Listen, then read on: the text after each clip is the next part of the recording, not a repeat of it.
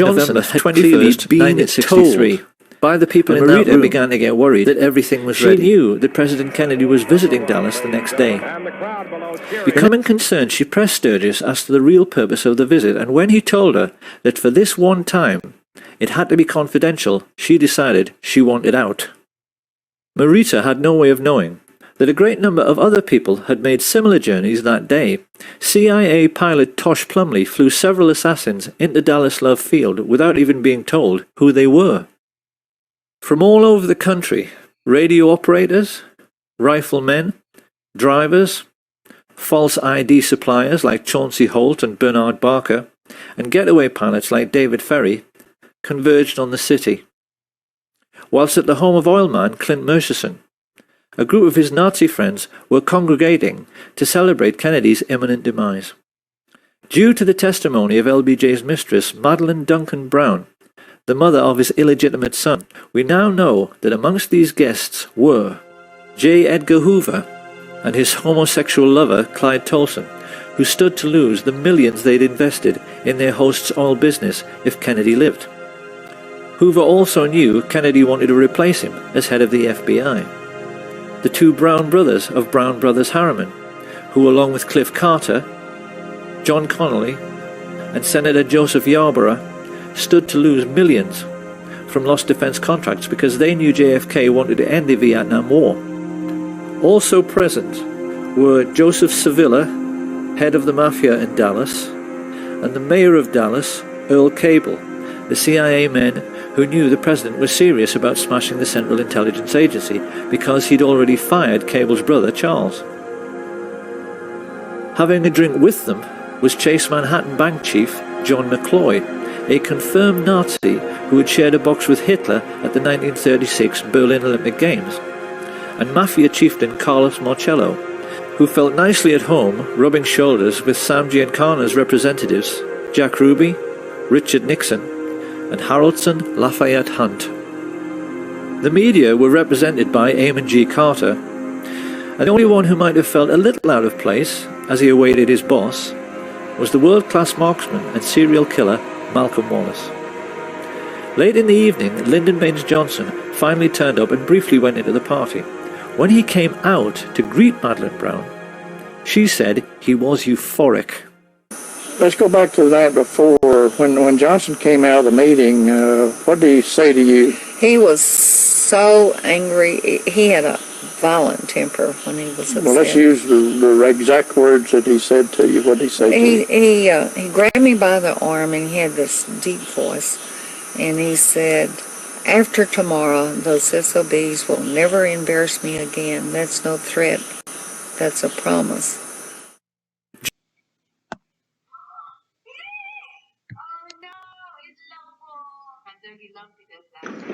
Ladies and gentlemen, the very word secrecy is repugnant in a free and open society, and we are, as a people, inherently and historically opposed to secret societies, to secret oaths, and to secret proceedings.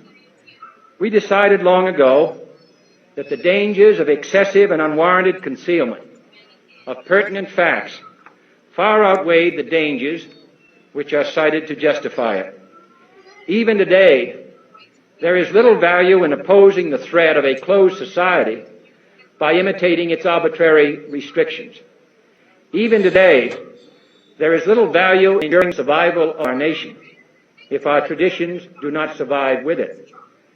And there is very grave danger that an announced need for increased security will be seized upon by those anxious to expand its meaning to the very limits of official censorship and concealment. That I do not intend to permit to the extent that it's in my control. And no official of my administration, whether his rank is high or low, civilian or military, should interpret my words here tonight as an excuse to censor the news, to stifle dissent, to cover up our mistakes, or to withhold from the press and the public the facts they deserve to know. For we are opposed around the world by a monolithic and ruthless conspiracy that relies primarily on covert means for expanding its sphere of influence, on infiltration instead of invasion, on subversion instead of elections, on intimidation instead of free choice, on guerrillas by night instead of armies by day. It is a system which has conscripted vast human and material resources into the building of a tightly knit, highly efficient machine that combines military, diplomatic, intelligence, economic, scientific, and political operations. Its preparations are concealed, not published. Its mistakes are buried, not headlined. Its decisions are silenced, not praised. No expenditure is questioned, no rumor is printed, no secret is revealed. No president should fear public scrutiny of his program, for from that scrutiny comes understanding, and from that understanding comes support or opposition, and both are necessary. I am not asking your newspapers to support an administration, but I am asking your help in the tremendous task of informing and alerting the American people. For I have complete confidence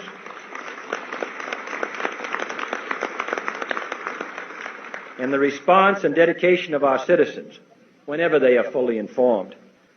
I not only could not stifle controversy among your readers, I welcome it. This administration intends to be candid about its errors.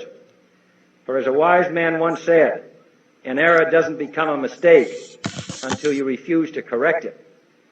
We intend to accept full responsibility for our errors, and we expect you to point them out when we miss them. Without debate, without criticism, no administration and no country can succeed, and no republic can survive. That is why the Athenian lawmakers so time for any citizen to shrink from controversy.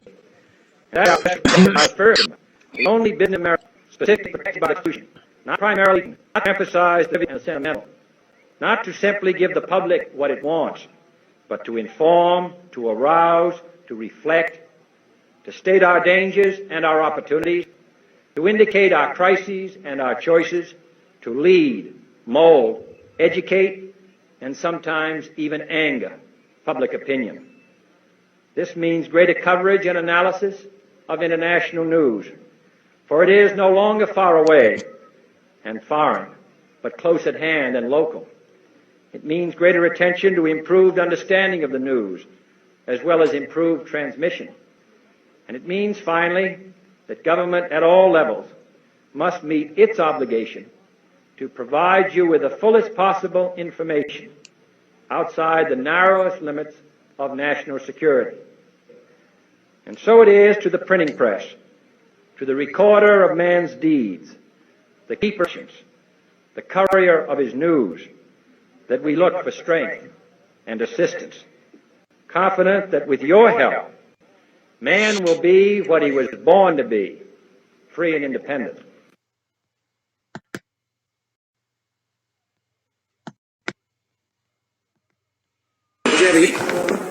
Chicken sandwich with travel, lots of fast food.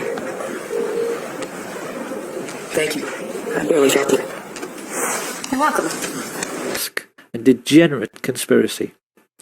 He simply never realized that what he was dealing with was nothing less than the devil himself. And for those who find all this impossible to accept, one of the devils who murdered JFK, Frank Sturgis, was perfectly candid about how routine body switches had become in the CIA by 1963. There was a switch. Body switch. A body switch, yes. The truth about the autopsy is that the devils who killed Kennedy messed up very badly. They had wanted to show the world actual photographs of a single bullet wound from behind. As it was, they had to resort to a lot of badly faked photographs, which critics like Robert Groden easily discredited, and silly drawings, which everyone realized did not line up anywhere near the schoolbook depository. With the autopsy over, Mrs. Kennedy and the President's brother were shown the body prepared for burial. Not surprisingly, they were wholly unconvinced by Liggett's attempts to make a Dallas police officer look like the President of the United States. Witnesses there at the time said Bobby scoffed and said, "It doesn't look anything like him." while Mrs. Kennedy became adamant. "It isn't Jack," she declared. "That looks like something you'd find in Madame Tussauds Wax Museum."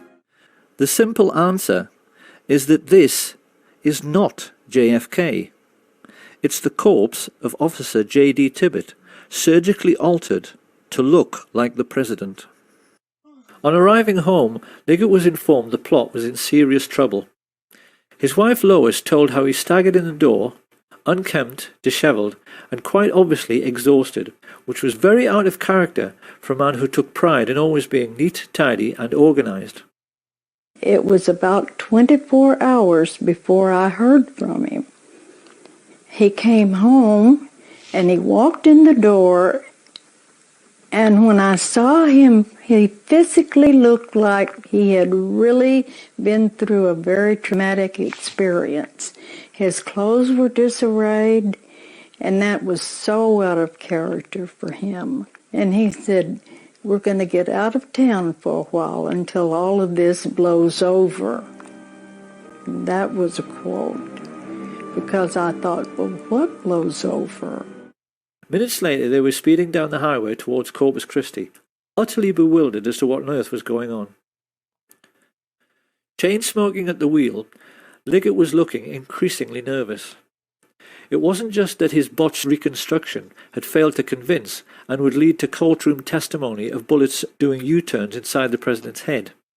The problem was that the patsy was still alive. Deputy Sheriff Roger Craig told investigators it was plain to him that Lee Harvey Oswald was not meant to survive his arrest procedure.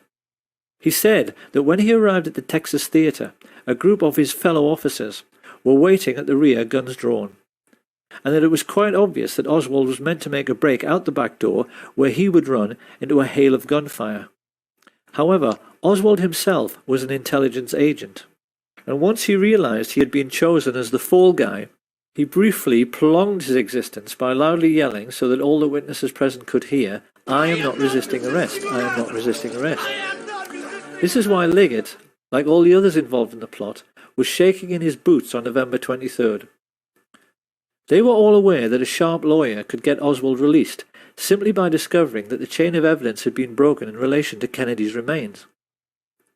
Once free to talk, and with intimate knowledge of the major players in the assassination plot, he could have gotten the heads of the FBI and CIA, all the military chiefs of staff, the mafia chieftains, and the Dallas oil men, all thrown in jail together for murder. Many people have wondered how the plotters could be so unbelievably dumb, and so unbelievably obvious, as to have Oswald murdered live on national television. The simple truth was that they had absolutely no choice. Their botched assassination attempt had proved that they were not as smart as they thought they were. The actual shooting had gone very badly. Most of the shots had missed. They'd had to botch the autopsy, and now they were having to botch the silencing of the patsy. Lois Liggett recalled that the moment Ruby fired, the atmosphere in their motel room evaporated. The minute he saw that, he looked at me and said, "Everything's okay now," and you could just see his face. He was like all the pressure had been taken off of him. All of a sudden he was like, sigh of relief, let's go, we can go home now. It was basically, pack your things, come on, we're leaving, now we can go. The family turned around and went straight back home to discover that Mr. Liggett now enjoyed a new vocation. It appeared he had suddenly come into millions, which bought his family a big new house and himself a new lifestyle, which included many wild poker parties at which, among others, he hosted David Ferry. Next morning, the president landed at Love Field and was led to his car by Governor John Connally. As he is driven away, it is immediately apparent that something is wrong. A Secret Service agent, Henry J. Rickber, tries to take up his proper position on the president's limousine, holding on to these handles provided for the purpose, and is ordered to stand down by Emory Roberts. Let's just look at Rickber's reaction again. He is quite clearly disgusted. Why aren't they letting him do his job? And as the car glides into Dallas, we can now see how the removal of his Secret Service protection has opened the president up to a field of fire from almost any direction. It's plain from these pictures that as the motorcade moved on into Dallas, the Secret Service, meant to protect the president, remained crowded together on the vehicle behind. While travelling in the pilot car some 400 yards ahead, 3 men are smiling as they see everything is going to plan. Crichton, Lumpkin and Whitmire have used their influence to remove the military protection which should have been amongst the crowd. And whilst the people lining the parade route are 10 deep in places, Lumpkin has seen to it that the police have let almost no one into the would-be crime scene. Pausing at the corner of Houston and Elm, Lumpkin is seen exchanging reassurances with one of his men. Yes, he tells him, the hit is on. Glancing discreetly upwards, he sees Weatherford and the best Cuban sniper, Eladio del Valle, preparing to fire. The signal is passed to the other snipers to get into position. Having been let into the Daltex building by oil baron Harrelson Hunt, Eugene Hale Brading unlocks the second-floor broom closet. Client of New Orleans lawyer G. Ray Gill, who also represents mafia boss Carlos Marcello, Brading has a getaway pilot waiting, whom Gill employs as a private detective, David Ferry. He opens the window, and as Charles Nicoletti loads his rifle, Richard Kane listens to his radio. Car coming. Get ready. Closing the door, Milwaukee Phil Aldericio guards the corridor with 2 Cubans, Rolando Mesferrer and Rolando Otero. This basic pattern was established all over the plaza. A sniper next to a radio man, alongside a second marksman who could take over should the first want to back out at the last moment. Each team was then guarded by more assassins, mainly Cubans, who made sure no one interfered with each group. It all sounds quite professional, and the truth is, it was. Sam Giancana's spy in the Chicago police force, Richard Kane, was an electronics and wiretapping expert who spoke 5 languages. Up on the grassy knoll, with his childhood friend Charles Harrison, stood the diminutive Charles Frederick Rogers, a nuclear physicist who worked in seismology for Shell Oil. He was also friends with David Ferry and the Civil Air Patrol.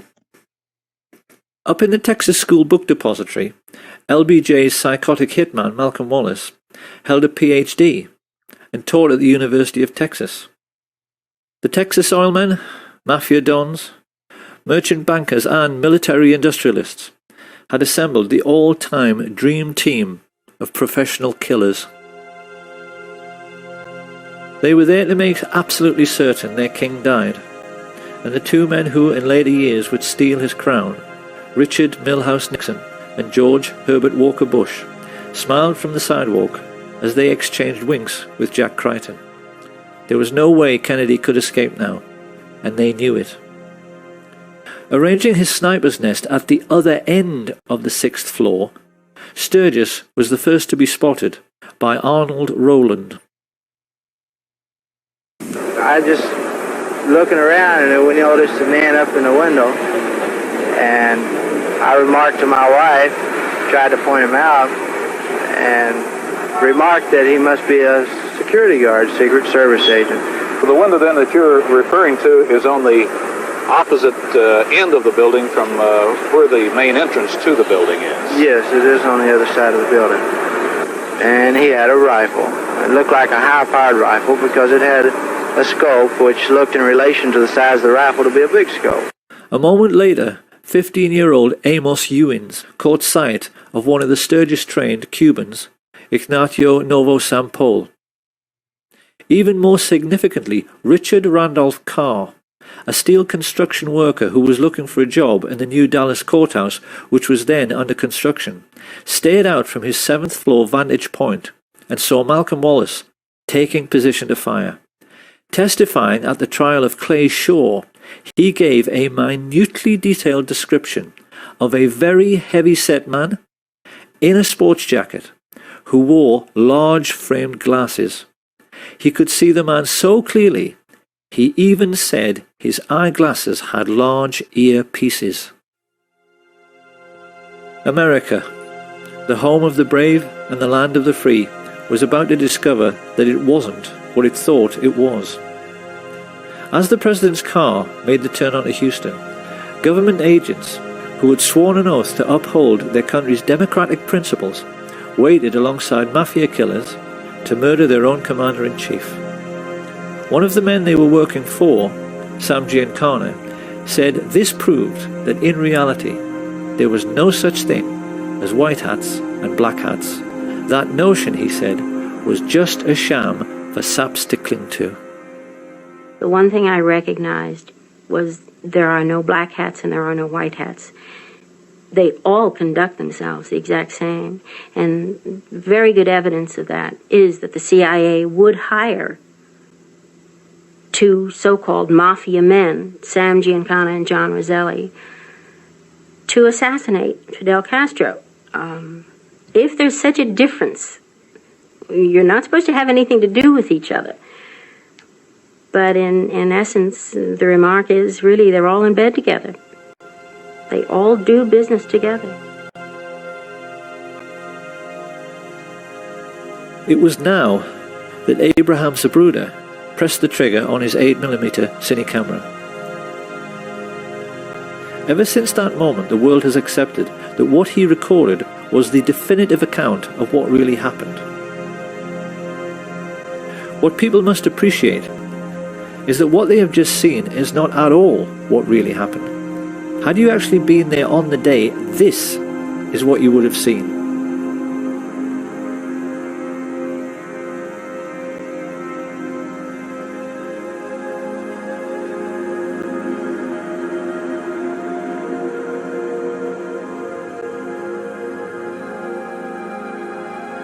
And doesn't that look a great deal more suspicious?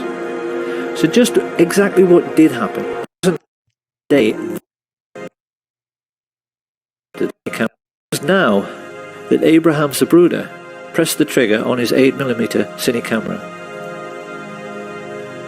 Ever since that moment, the world has accepted that what he recorded was the definitive account of what really happened. What people must appreciate is that what they have just seen is not at all what really happened. Had you actually been there on the day, this is what you would have seen.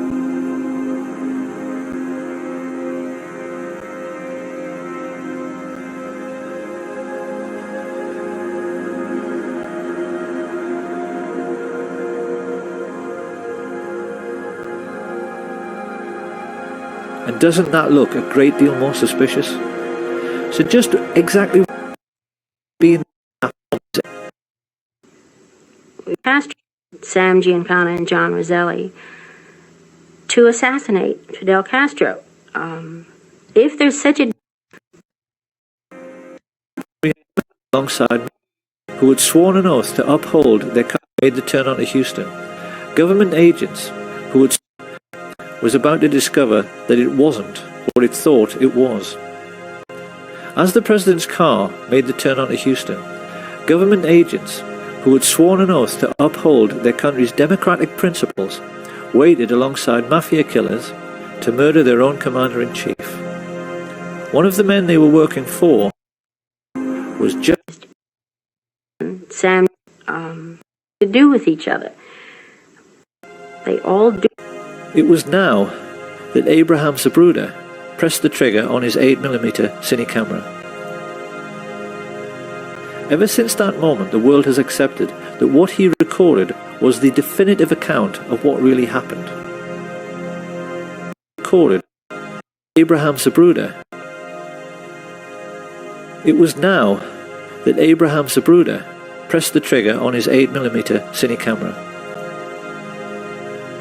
Ever since that moment, the world has accepted that what he recorded was the definitive account of what really happened. What people must appreciate is that what they have just seen is not at all what really happened. Had you actually been there on the day, this is what you would have seen.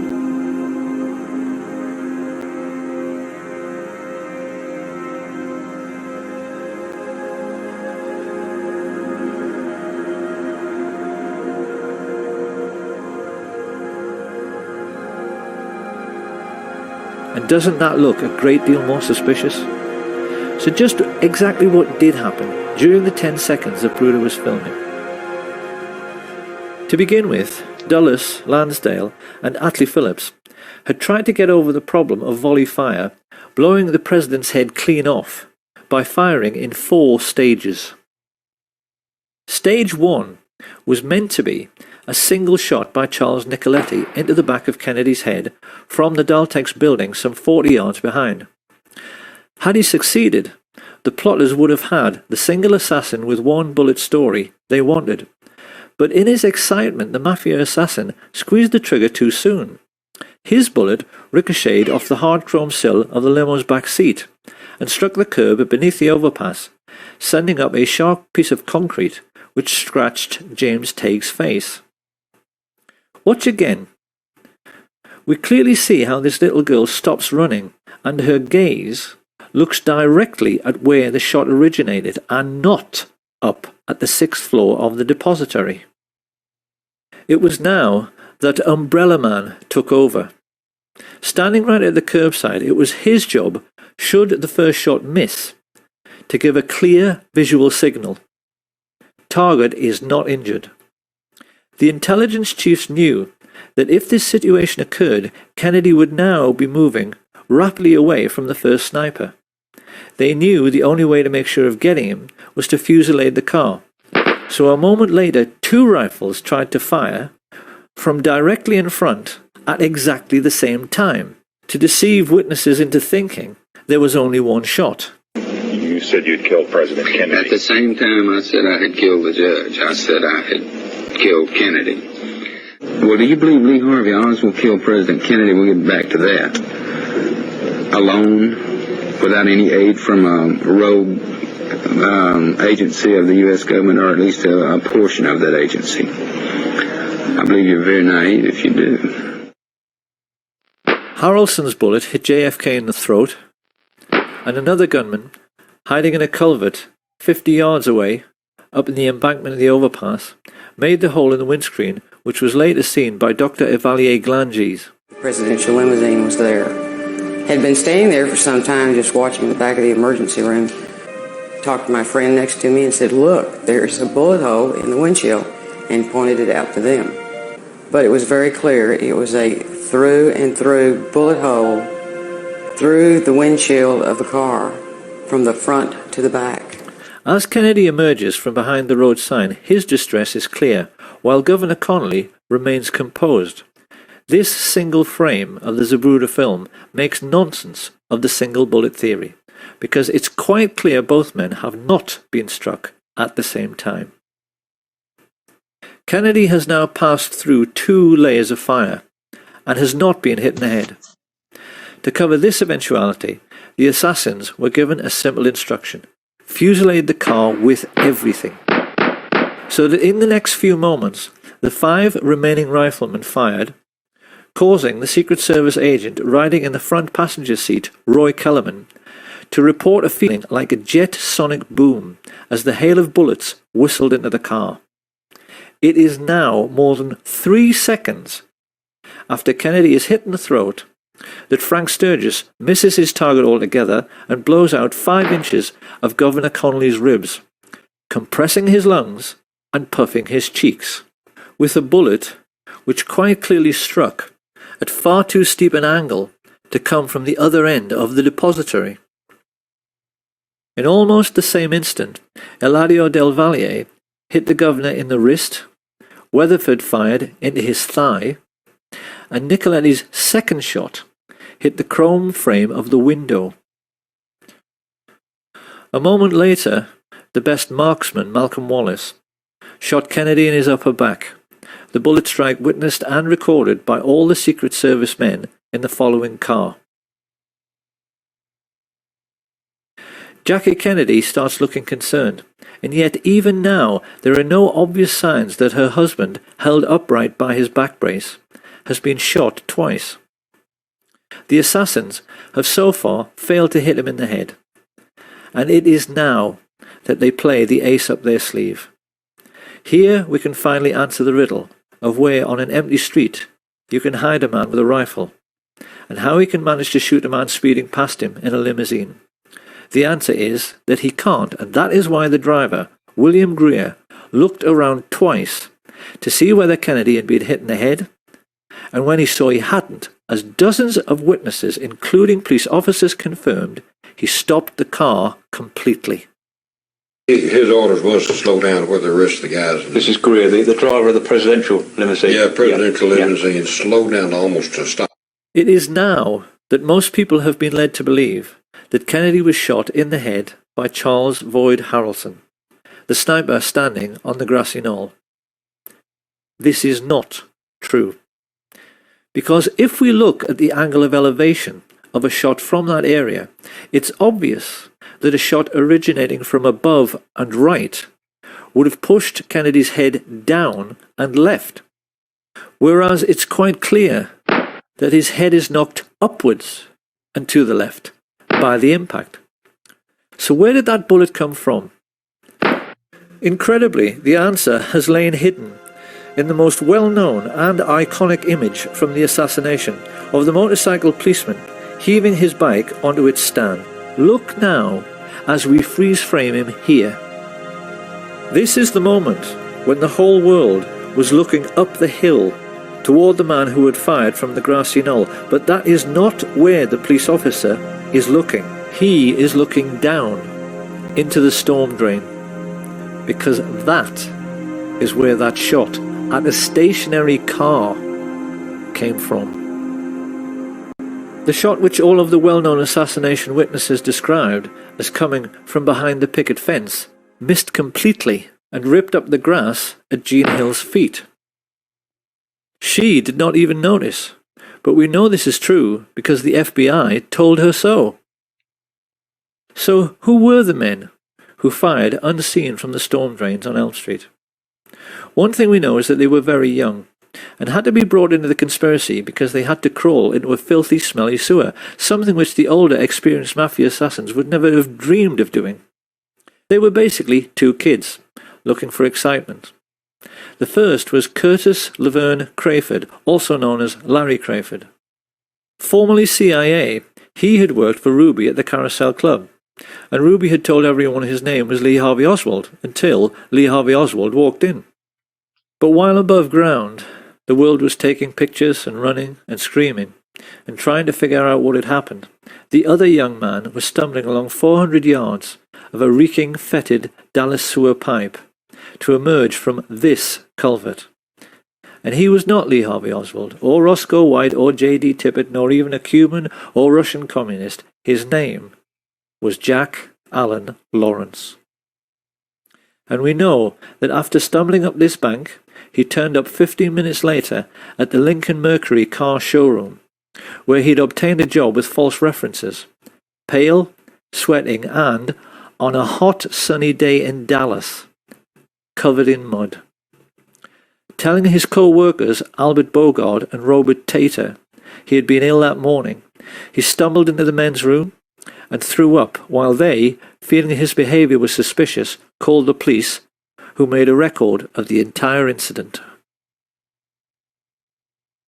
Back at the plaza, the guilt of the radio men coordinating the gunfire can be seen from their behaviour. These two, Orlando Bosch and the Umbrella Man, have a seat, while everyone else runs around them. Bosch makes a report that the hit was successful, then casually walks away. Just like the chief radio coordinator, Jim Hicks, with the radios clearly visible in their back pockets. A few yards away, the CIA's clean-up squad have begun working to remove all evidence useful to a forensic team. Deputy Sheriff Buddy Walters is here seen finding the bullet which struck in the grass near the manhole cover. He hands it on to one of the fake FBI men, who pockets it. While this is going on, Rogers, Harrelson, and E. Howard Hunt are discovered hiding in the boxcars of the train which they hoped would be their getaway vehicle, until it's prevented from moving by railway dispatcher and key witness Lee Bowers.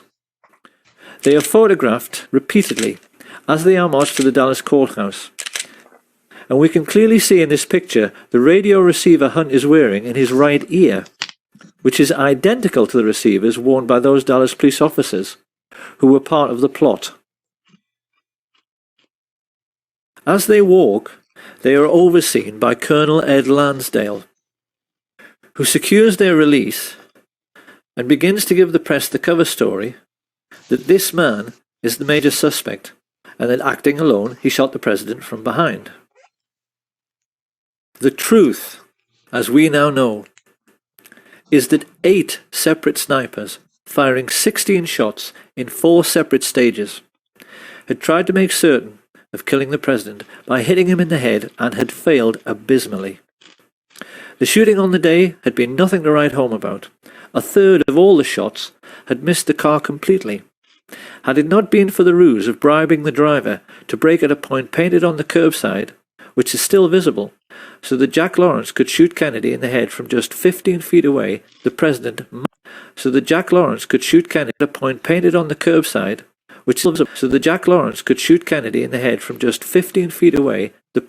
might have survived.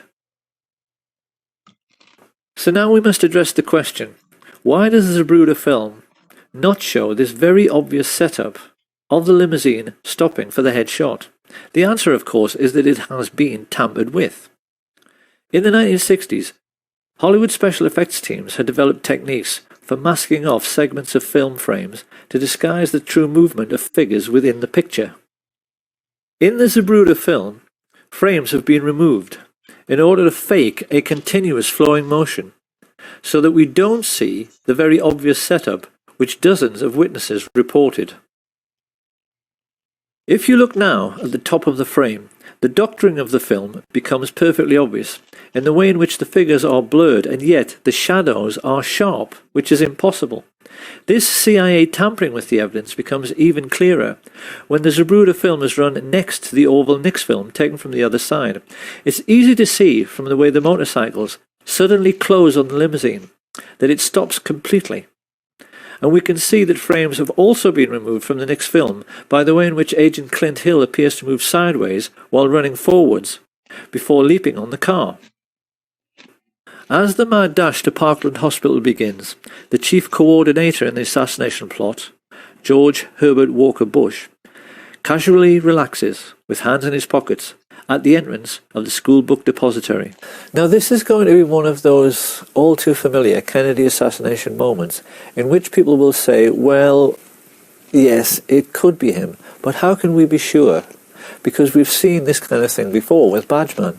However, a gentleman who I think must be a police detective has posted a YouTube video in which he utilizes the latest forensic techniques for identifying murder suspects by making a comparison between the photo taken in Dealey Plaza and one of George Bush in conversation with Richard Nixon during Watergate. This man points out that this person has exactly the same skull shape, exactly the same hairline, chin and nose as George Bush. He is also wearing the same type of suit, white shirt and exactly the same type of tie. He is exactly the same height, the same weight, is wearing clothing which matches down to his shoes, but most importantly, he has a characteristic mannerism of cocking his right wrist when he puts his hands in his pockets. We know from this declassified FBI memo that George Bush was in Dallas, staying at the Sheraton on November 22nd. So can there be any doubt about this person's identity?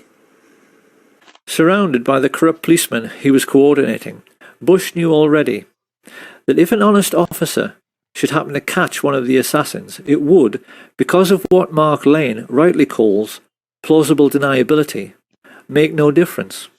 This was not Lois Liggett's scene. She divorced him, heard that not long afterwards he was arrested for murder, and then shot dead while trying to escape. But this was not the end of Liggett's story. His new wife told Lois that the man she buried could not have been John Melvin Liggett, because the corpse she was shown had a moustache and he couldn't grow one. Then many years later, Lois Liggett actually saw her deceased ex-husband in a casino while on a trip to Las Vegas. Quite clearly, this man had been the beneficiary of yet another CIA body switch, And to this day, doubts remain as to the true fate of Jack Ruby, Lee Oswald, John Liggett, and the President himself. Many researchers now believe the plotters may have kept Kennedy's remains as a souvenir and buried J.D. Tibbett in Arlington Cemetery.